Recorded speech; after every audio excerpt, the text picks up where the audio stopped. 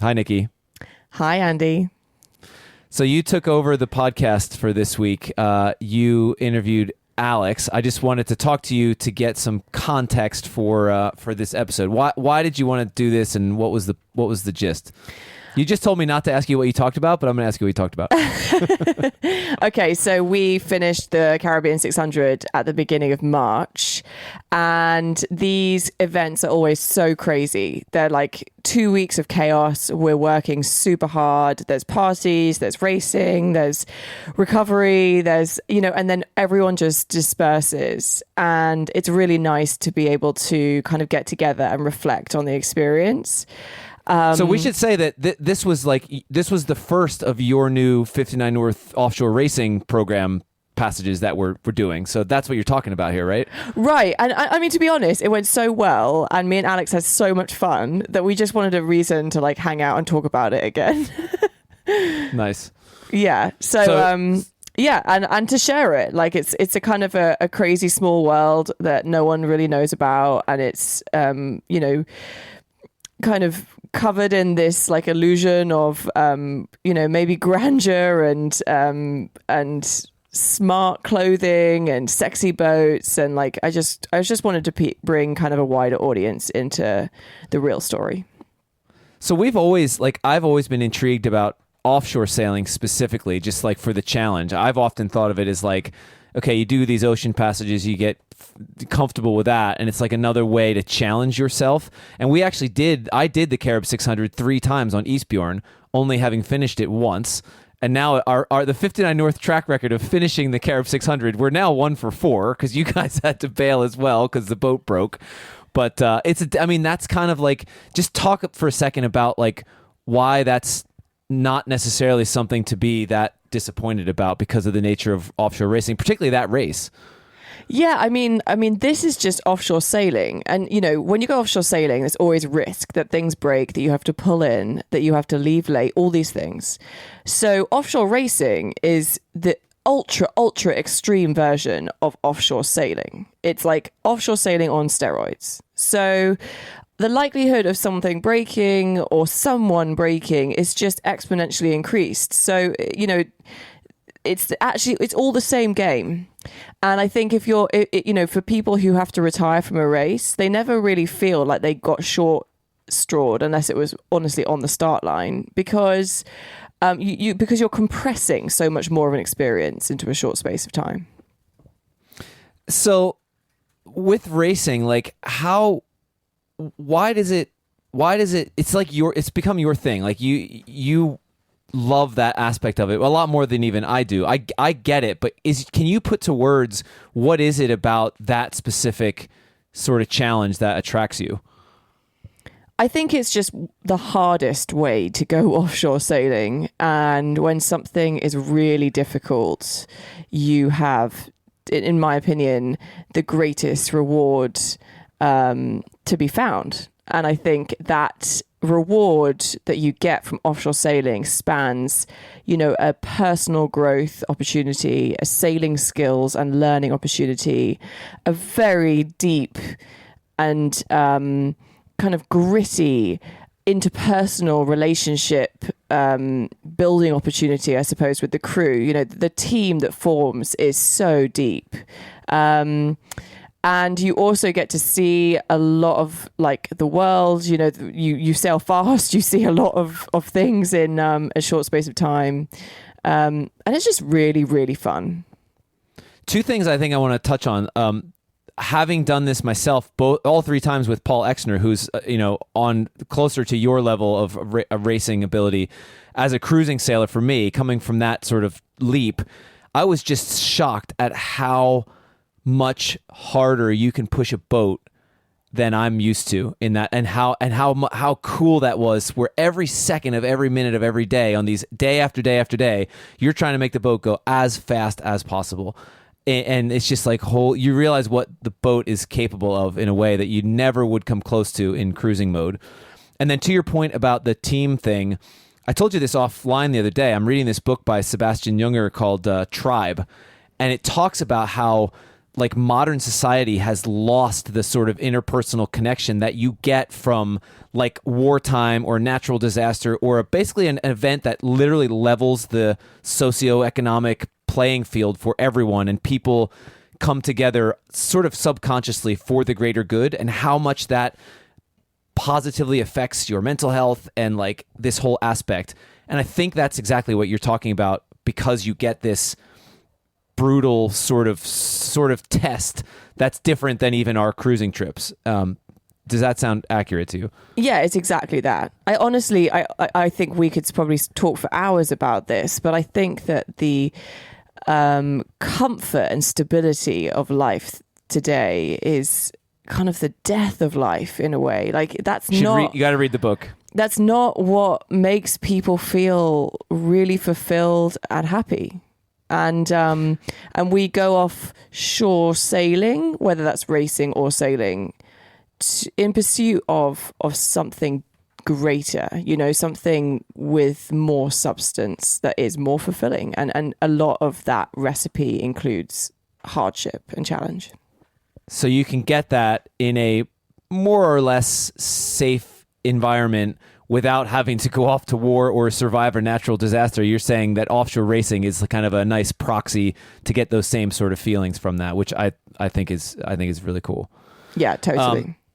So despite your guys having to bail because the boat broke, which I imagine you and Alex will touch on, I think we all talked about afterwards that it was such a good success that we're now continuing this program into next year and hopefully beyond. So can you just talk a bit on what the plans are for the 59 North sort of ocean racing program?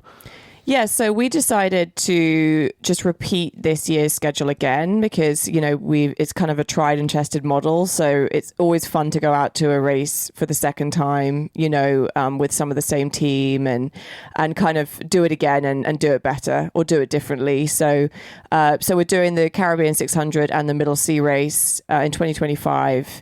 They're already on the calendar. And, a number of the crew who did the Caribbean 600 actually already signed up to one or both of those next year. So they are filling up. And of course it is quite limited because we only have one boat and yeah, it's sort of, we only have 2 trips in one boat. So I'm doing the 600 in February and I think Falcon's heading to the canal. So we're at we're sailing in the same waters in February. Briefly, yeah. We decided on that note, I decided after those 3 attempts on Eastbjorn when so much stuff broke that maybe it's not a good idea to put the cruising boats in these races anymore for that matter. So you've been chartering like actual race boats that are outfitted for this, have proper sail inventories, and are like much more suited to this to give people a more authentic. If Falcon and Eastbjorn are like the ultimate authentic offshore cruising experience, I think what you're trying to do is make it as authentic as possible on the racing side and actually be able to push the boats without fear of having something that's going to disrupt the rest of the calendar. Yeah, that, and also, I mean, it makes a sense, because you can race it better, but it's also awesome for people who come back to another race year after year. We don't necessarily sail the same boats, and there's so much more to learn on a different type of boat, which also goes fast. Well, I'm stoked that you're doing this. I'm excited, as I say, when other people host the show, that I get to listen to this as a listener instead of as the host. So I'm excited to listen to this, you and Alex. And I have to say I had some FOMO that I wasn't there on the race course with you guys. So maybe one of these days I'll join you. Yeah, it's like this podcast, I think, is a bit like come to my kitchen and hang out with Alex and Nikki for 45 minutes. Awesome. Can't wait to listen to it. Thanks, Nikki. You're welcome. The sponsor for today's episode is the Quarterdeck. So if you haven't heard of the Quarterdeck already, it's 59 North's online community. And it's full of people like you, like-minded sailors, dreamers, people passionate about all things sailing, seamanship, and boats. On it, you'll find Andy, Mia, August, and all the 59 North skippers and mates. And you'll have direct access to all of us and to a load of educational resources, multimedia videos, written stuff. And you'll also have very regular online events, so live Q&As with us and more. So if you would like to join, you can get a 2-week free membership, and then it's a monthly subscription. And you just need to go to quarterdeck.59-north.com. That's quarterdeck.59-north.com. And we will see you online. You're listening to On the Wind, the podcast about offshore sailing. I'm your host, Nikki Henderson. The Caribbean 600 is one of the great international 600-mile offshore races. And in February, we launched the 59 North offshore race program with this as our debut event. The whole point? To try and open the door of offshore racing wider so that more people like you can get involved. So 9 brave 59 North crew members spent a week hoisting, jibing, packing, tacking, peeling and sweating, preparing for the race. We then joined over 500 other, mostly professional sailors on the start line and gave it our all. Despite retiring, we had the most incredible race, so profound, in fact, that Alex and I wanted to reflect back with you. Enjoy. Racing is physically and mentally demanding. It's a team sport, which requires you to be a team player.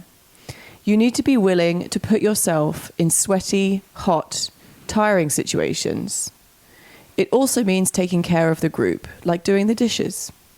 Racing requires the mindset of making personal sacrifices of convenience and comfort to achieve results. But when you're out on the other side, you are left with a great sense of accomplishment.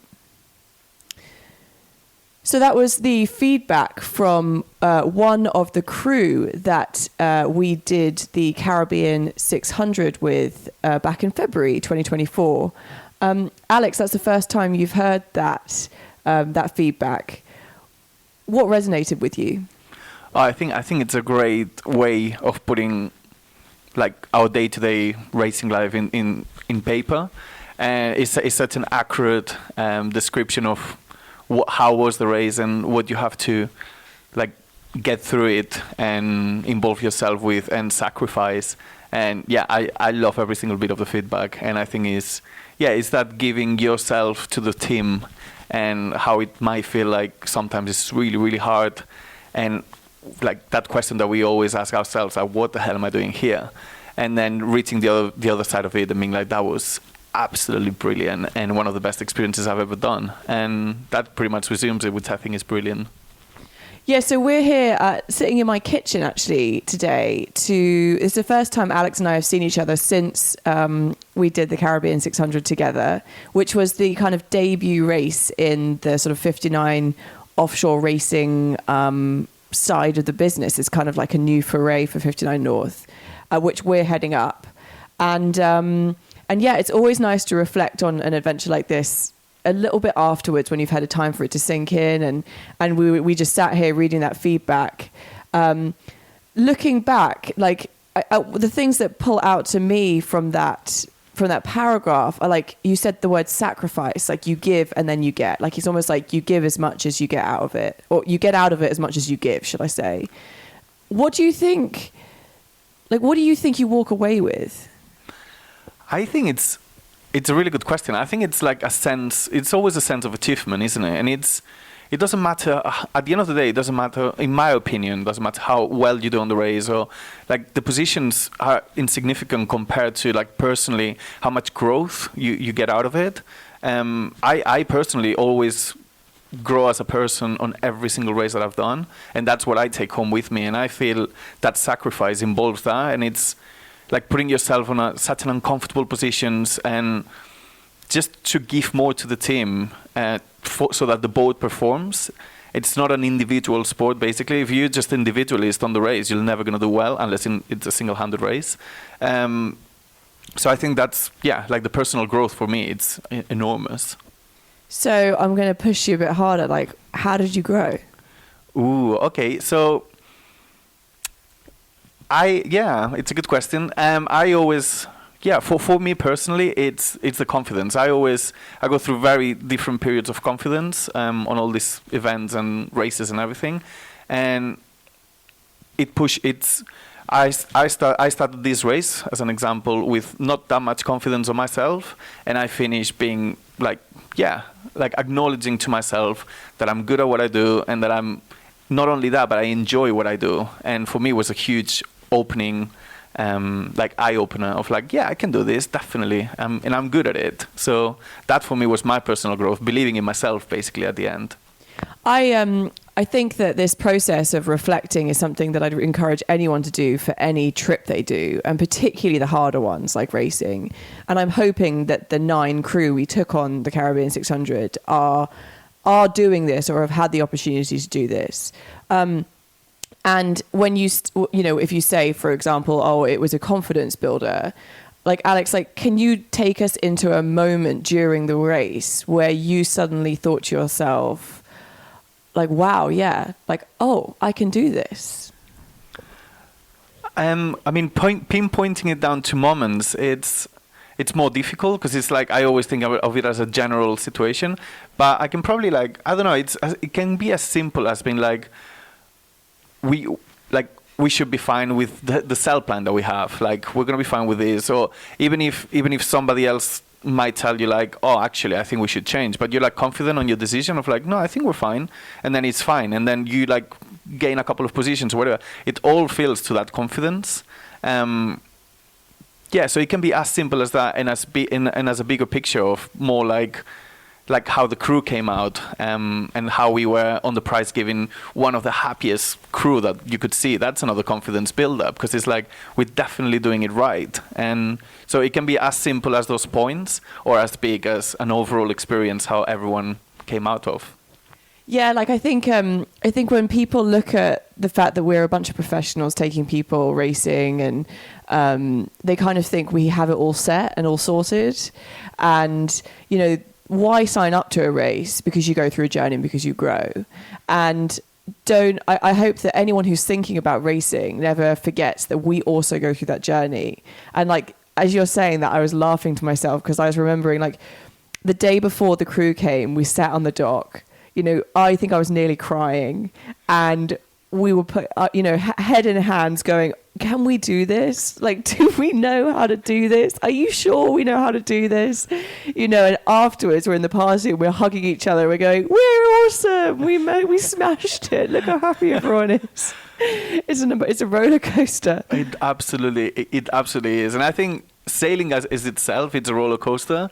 But I think when you race, you put that roller coaster on like a maximum feel, because it's like, you experience all those emotions in a much shorter time and a lot more intense.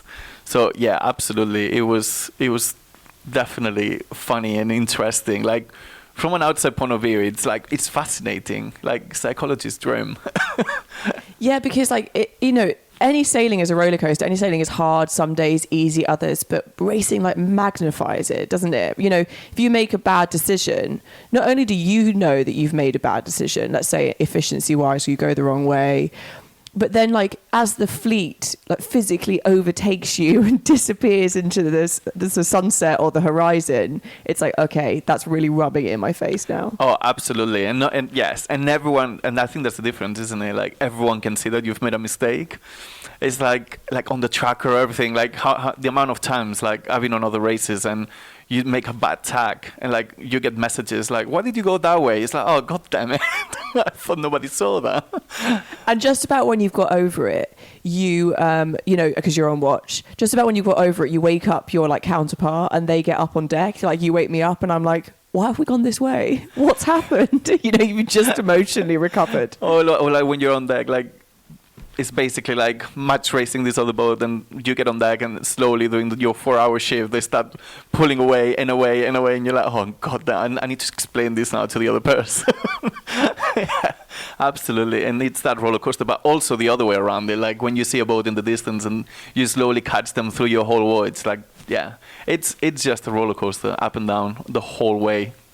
Yeah, for me, that's the biggest test of racing is like with all these huge roller coasters, it's like trying to work out, you become this kind of emotional wizard because you're constantly like leveling out your emotions. So when you start getting really excited, you're like, whoa, chill out a bit, like save the energy, don't use it all now, as you're going faster and faster and catching someone up. And then it goes really wrong. And you're like, now got to dig into those reserves, like got to keep the morale up, got to keep fighting, got to find motivation. And it's like this, you're like seesawing your own mental state. It's a huge challenge. Oh, absolutely. Yeah, managing, as you say perfectly, like managing those emotions. And it's so hard.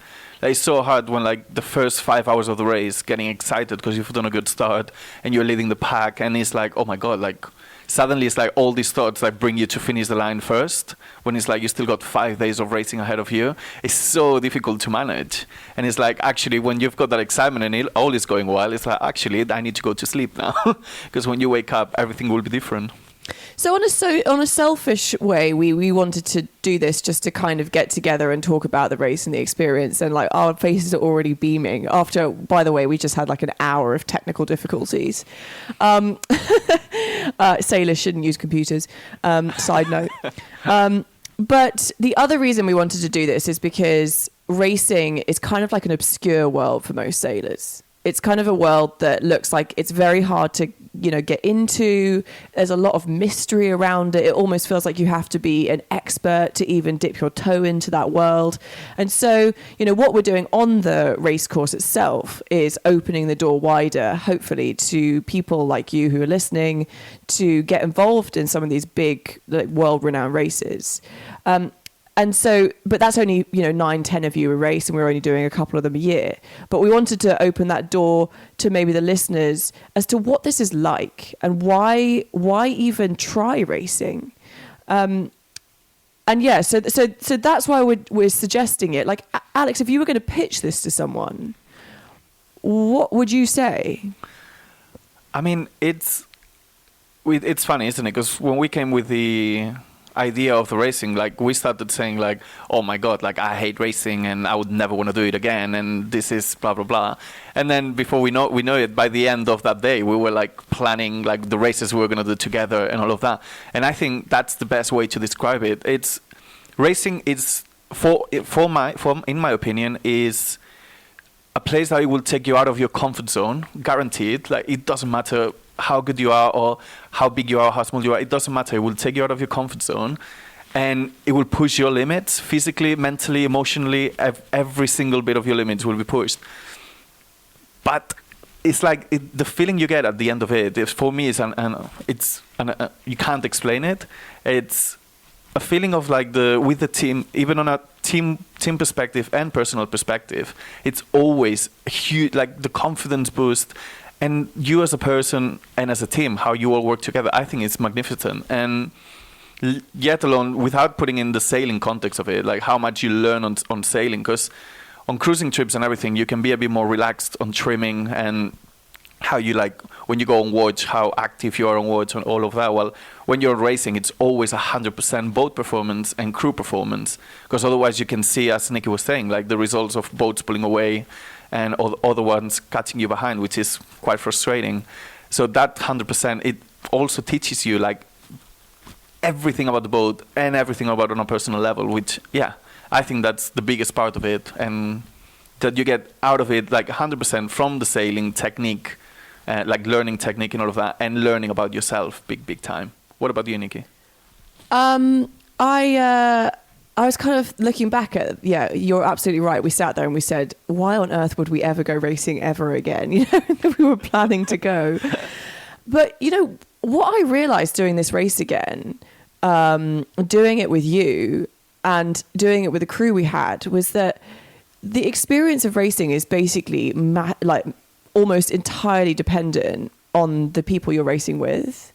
And I realized like, sometimes it can be easy for the less positive experiences to shine brighter in your memory.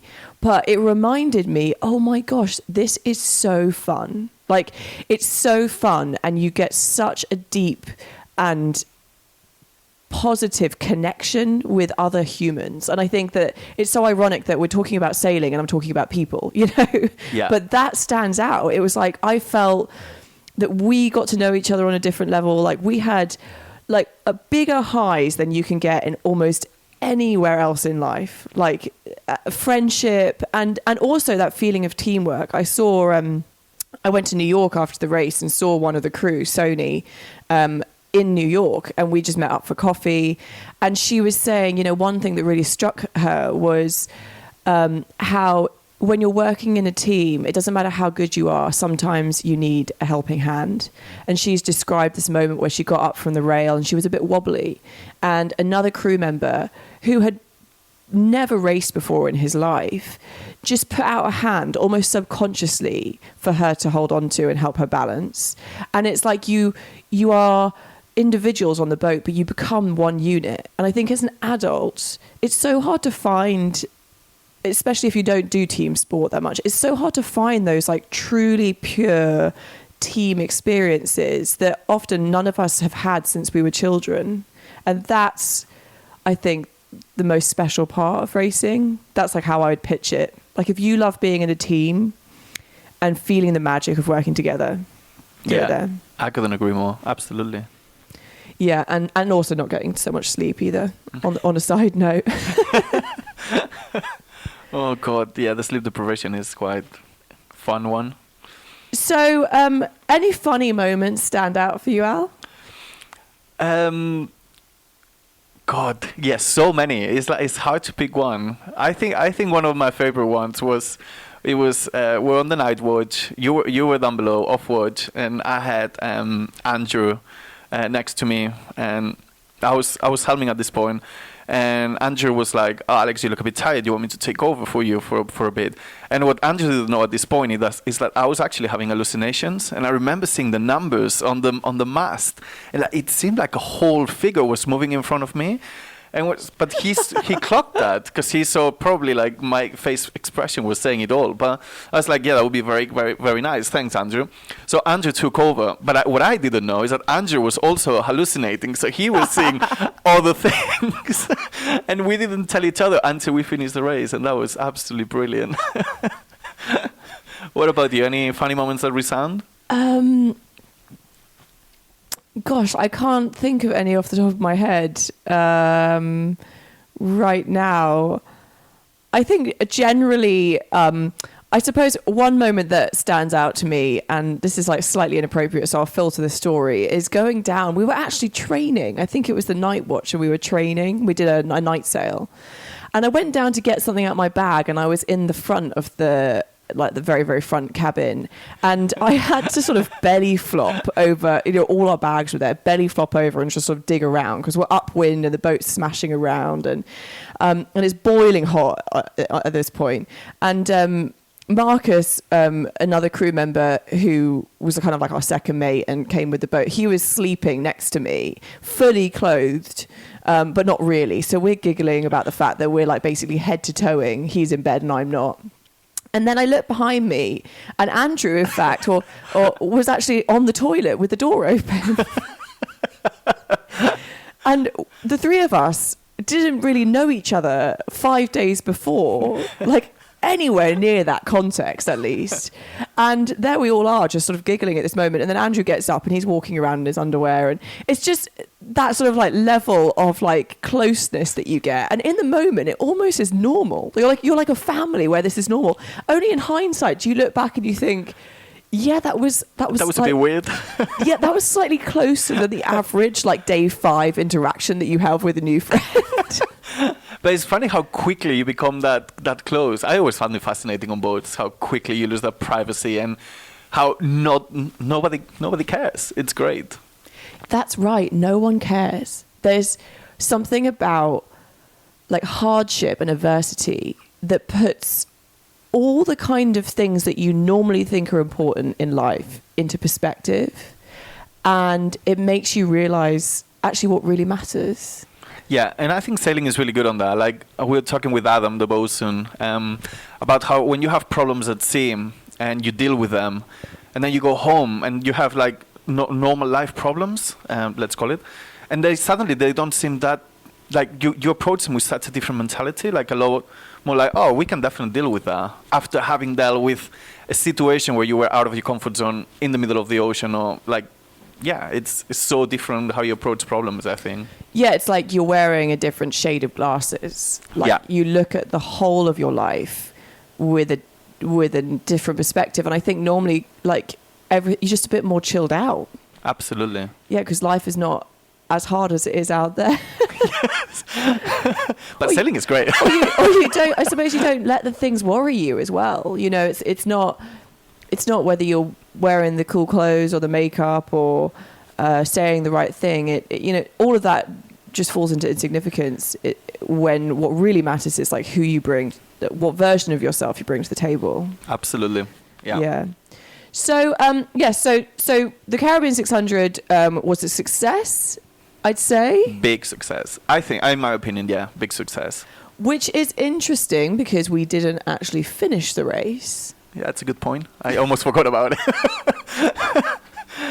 Yeah, but I think, and that's what we were talking before, isn't it? Like, what does racing mean? And I think when we are talking, like, our racing was, I think we were successful on our racing, which was building that team and basically learning all that we learned and coming back home with the biggest smile of everyone, even the guys who did finish. Yeah, I actually have to say both the moves on the dance floor and the smiles were both evidence that we managed to do something right, I'd say. Absolutely. And also how we sailed the boat. I think that was a big success. Like, without knowing the boat, how everyone pulled the weight. Like what we were saying before, like pull the weight and make the team we were. Like, as you said, a well-oiled machine by the end of it. Yeah, I think that it's easy to think, and as we said, you know, it's easy to think racing's all about hardship, struggle, extending your comfort zone. You know, those things are all true, but it's important just don't just look at that. That's great. That's true. It's going to be hard. You know, if you're thinking about going racing, it's going to be hard. But what racing is really about is building connection with people. I think that, you know, especially when you're jumping onto a boat with 10 people you've never met in your life, this is evidence that this is what this is about. If you are interested in building a deep bond with new people in your life and share an adventure together, then that's why you should go. Yeah, that's a good way of putting it. So our next race is in October. Whoop, whoop. Middle sea race. So in the spirit of a true debrief, perhaps we should think about, is there anything we might do differently or do more of or take forward? Well, I think it was like, as we all knew, the Caribbean 600 was a bit of a trial kind of thing, like for us as well, to see how it worked and how we worked together. Like, we've worked together before, but we never raced together. So I think that we're definitely going to take things from that race onto the next one. But I think like our team side of it was great, and I don't think I would change that one bit. I think it worked really, really well. And yeah, I wouldn't change too much, to be honest. What about you? I think something that we said to each other about 25 times a day was trust your gut. And we never did. And we pretty much spent the entire race overthinking everything. I would go in with that. I'd go in with a little bit more confidence that, yeah, we do know what we're doing. We've done this collectively for almost, together 20 years, maybe more. And just relax a bit at the beginning. You know, not that the crew felt that, but I certainly felt it, and you did too. I think we were tired by the race. By the time the race came, because we were like spending the whole time kind of doubting ourselves or second guessing things we were doing. Yeah, no, absolutely. I do that, and we also talked about how we should probably sleep more, which is like characteristic about any skipper and mate combo, I think. Yeah, I think the amount of times we were like, you should be in bed, and like 4 hours later be like, no, we both should be in bed. Yeah, but I think that always comes with that's a tough one for me, the sleep, because it's, yeah, you need to sleep and be strict with yourself, but it's racing. Like, you're always going to be sleep deprived one way or another. that story that you told the crew actually really made me laugh. I've retold the story about how I came up on deck and said, Alex, you really need to go to bed. He's on his way downstairs and he's got two feet in the companionway. I'm like, we definitely need to change a sail. Alex, get up. Alex gets up, changes the sail. We change the sail. We're going faster. He comes back and I say, Alex, we really can't keep doing this. You need to go to bed. Literally. It's like, oh, on your way down, can you pass this up as well? Before we know it, it's like, oh, it's 4 hours gone. But yeah, I think it comes with the racing. It comes with loving what you do, I think. Oh, yeah, fully agree. Yeah, we can't get enough of it. No, especially when even with sleep deprived and everything, you still have a big smile on your face. I think that says everything. Yeah, so next year we've got this middle series coming up in October for anyone who's interested. Next year we're definitely gonna do the same races again. So we're gonna do the Caribbean 600 and the middle sea race in 2025, just because we'll know them really well by then. So it sort of feels like after you've done your kind of trial round, you should go and take it easy. It's always a little bit easier when you do it the second time. And then maybe we'll look at doing another sort of US-based race next year, and then perhaps something further afield in 2026. So stay tuned, and the calendar will be coming out shortly. Any lasting thoughts, Al? I don't know. It is hard to put it all into a podcast. But it's, yeah. I mean, if you are thinking about it, like, don't overthink it. It's always what I say to Nikki. Don't overthink it. Trust your gut, because it is a unique experience. It's, yeah. I mean, I don't get tired of it. And Nikki put it on a very good way of the team thing. After I did quite a bit of offshore racing single-handed, and I never got the same feeling that I get with this kind of racing, and that's why I stopped that and I'm back onto crew racing, because what you get out of it, it's a family every time, and new connections, and yeah, it's awesome. Something I would like to just add is, there is, we are taking teams of, I suppose you would call them amateurs, out into a professional racing environment. Most of the teams on that race were full of pro paid crew. Or at least full of crew who would get paid to go sailing otherwise. What do you think you would say to someone who is interested in this, but maybe they've actually never sailed before? Well, I think it's great. Like, for me, what we do, that's one of the reasons I love what we do, is as you said, we're opening a thing that can be considered quite elitist, when it shouldn't be. Like, the whole philosophy of sailing and everything doesn't come with elitist. So opening that door to that, I think it's great. And I always think, like, being having an amateur boat against the pros is always, even gives you more of a edge, and having fun, the fun side of it. And it's always cool to be the underdog, I find. Yeah, and you actually can do well. And if you haven't sailed before, there's always a place for you on a boat. I think there's a couple of photos that you can see on the website that show that everyone was doing things, and that team was full in the Caribbean 600 of a big variety of experience. There is a place for everyone, and you will learn so much. Like, it's like learning on steroids just by being on the boat, even if you're just sitting on the rail. Which, by the by, there's never just sitting on the rail when you sail with me and Alex, because we're far too enthusiastic to let you hang around doing nothing. Far too much. Unfortunately for you, you might resent us for that one. No, absolutely. Yeah, racing is sailing on steroids. Like, it's learning on steroids. Absolutely, I couldn't agree more. Right, so I suppose that's it. That's a good debrief. Should we feel like we've congratulated ourselves for, well, the last half an hour and the last few weeks. Yeah. What do we want to do better? I mean, finishing the race, that'll be good. But doing better, we can always do better. But I think, like, the things that we talked about, like confidence, and I think those are key, and that's something that we'll definitely take into the next race. But I don't know, it's hard to say. Like, at the end of the day, I look at what everyone took out of the race, and every single person on that boat took what they wanted home, and not only that, but a lot more. And that for me says the world. That's a good job done. Gosh, we haven't actually spoken about that debriefing session. So after the race finished and we did the deep clean, we all sat around and we gave out the crew their patches as per 59 North tradition. And we went around and we just said one thing that we're taking away from the race.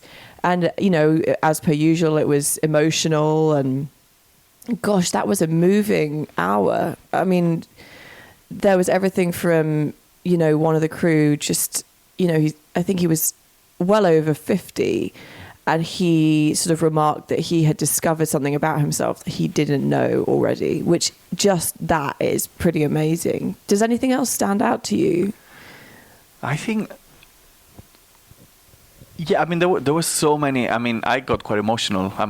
As you know me, I'm quite emotional already, but that always pushes me over the limit, those last minute debriefs. But yeah, I think it was just in general how much people took out of it, and how everyone said like they took a lot more than they were expected. And yeah, that's a winner.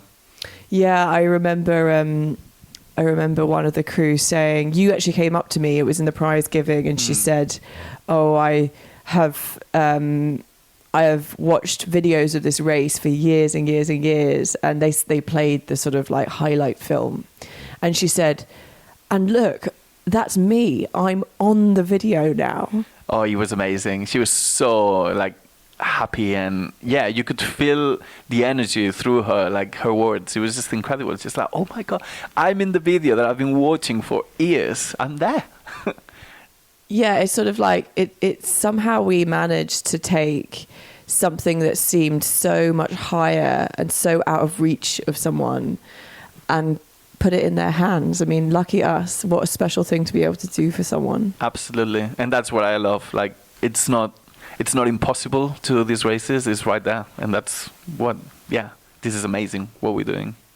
Well, thanks, Al, for helping me out with this. Oh, you're very welcome. Anytime I'll help you with technical problems.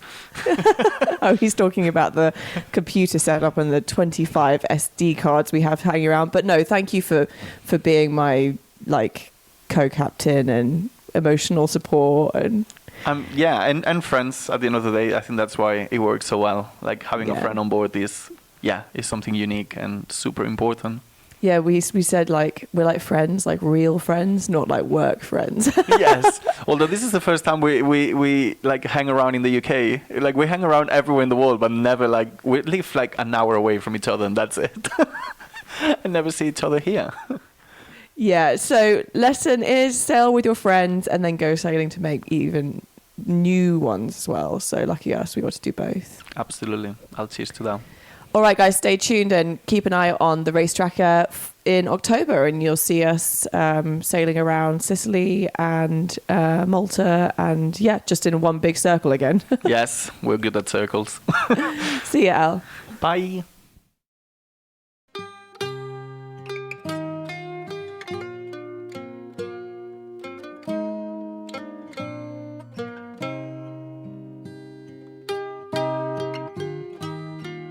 On the Wind is the podcast about sailing, created by 59 Degrees North and hosted by me, Andy Schell, and also by August Sandberg, Emma Garshagen, and occasionally Ben Doer. The show is mixed and produced in Frederick, Maryland by Lee Cumberland. Ads are read by us, the hosts, and occasionally by 59 North's bosun Adam Brown and podcast producer Lee Cumberland. Episode artwork and website show notes are done by Laura Parent in San Francisco. The intro theme music is composed and performed by former podcast guest and musician Cameron Dale, while the outro music you're hearing now is, of course, by our friends, the Storm Weather Shanty Choir. We love hearing from our fans, so send your questions and comments to holdfast@59-north.com, and please do us a favor and review the show on iTunes or wherever else you get your podcasts. Until next time, hold fast. I made up me mind that I was inclined to go to sea no more. No more, no more, to go to sea no more. I made up me mind that I was inclined to go to sea no more. As I was walking down the street, I met sweet Angeline. She said, come home with me, me lad, and we'll have a cracking time. But when I awoke, it was no joke. I found I was all alone. My silver watch and my money too, and my whole bloody gear was gone. Was gone, was gone. My whole bloody gear was gone. It was when I awoke, it was no joke, for my whole bloody gear was gone. As I was walking down the street, I met Big Rapper Brown. I asked him if he would take me in, and he looked at me with a frown. He said, last time you was paid up with me, you took up no score. But I'll take your advance and I'll give you a chance to go to sea once more. once more, once more, to go to sea once more. I'll take your advance and I'll give you a chance to go to sea once more. Sometimes we're catching whales, me lads, but mostly we get none. With a 20-foot oar in every paw from 5 o'clock in the morn. And when daylight's gone and the night's coming on, we rest upon our oars. And oh boys, you wish that you was dead or snug with the girls ashore. Ashore, ashore, or snug with the girls ashore. Oh boys, you wish that you was dead or snug with the girls ashore. Come all you seafaring lads that listen to me song. When you go a big boating, boys, make sure you do not go wrong. You take my tip when you come off a trip, don't go with any whores. But get married instead and have all night in bed and go to sea no more. No more, no more, to go to sea no more. Get married instead and have all night in bed and go to sea no more. No more, no more, to go to sea no more. Get married instead and have all night in bed and go to sea no more.